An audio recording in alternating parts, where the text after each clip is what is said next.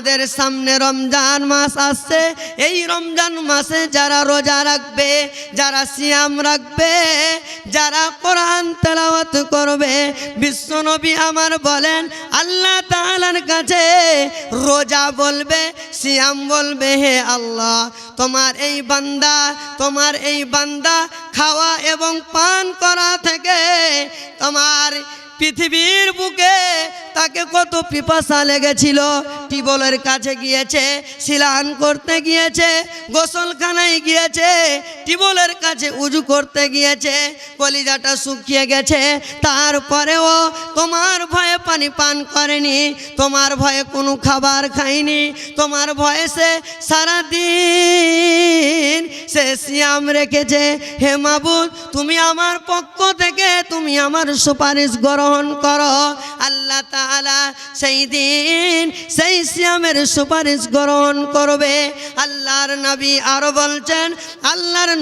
আরো বলছেন, হে পৃথিবীর মানুষেরা তোমরা শুনো, ওয়াল কোরআন, এবং কোরআনও আল্লাহর কাছে বলবে, হে আল্লাহ তোমার এই বান্দা পৃথিবীর বুকে রমজান মাসে, রহমতের মাসে, বরকতের মাসে তোমার এই বান্দা সারা পৃথিবীর মানুষ ঘুমিয়ে থেকেছে, কিন্তু তোমার এই বান্দাটা রাত জেগে জেগে তাহাজ্জুদের নামাজ পড়েছে এবং আমাকে দীর্ঘ টাইম ধরে তেলাওয়াত করেছে, রাত জেগে জেগে আমাকে পড়েছে। মাবুদ রে, তুমি আমার পক্ষ থেকে সুপারিশ গ্রহণ করো, তুমি একে জান্নাতে দাও, তুমি একে ক্ষমা করে দাও, মাফ করে দাও। বন্ধু আমার, তো আল্লাহ তাআলা তার সুপারিশকে গ্রহণ করবে। যোগ্যতম সভাপতি মহাশয়,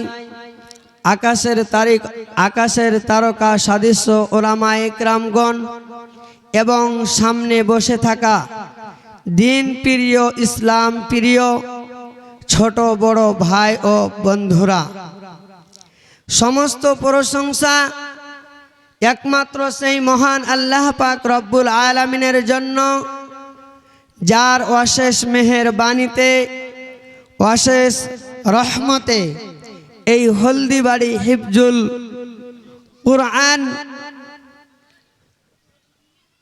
এর উন্নতি কল্পে আমাদেরকে জলসা করার তৌফিক ইনায়াত করেছেন এবং কিছু কোরআন ও হাদিস বিভিন্ন জায়গা থেকে বিভিন্ন বক্তা এসেছেন এবং তাদের মুখ থেকে আমরা কোরআন ও হাদিসের কথা শ্রবণ করার এবং বলার সকলকেই তৌফিক ইনায়াত করেছেন। তাই আমরা অন্তরে স্থল থেকে সকলে বলি আলহামদুলিল্লাহ। দুরুদ ও সালাম বর্ষিত হোক সরকারে কায়নাত, নবী মক্কি, নবী মদনী, জনাবি মুহাম্মদুর রাসূলুল্লাহ বলেন সাল্লাল্লাহু আলাইহি ওয়াসাল্লাম। তিনার উপর শত সহস্র দুরুদ ও সালাম বর্ষিত হোক। আল্লাহুম্মা সাল্লি আলাই, আল্লাহুম্মা বারিক আলাই, আল্লাহুম্মা আমিন।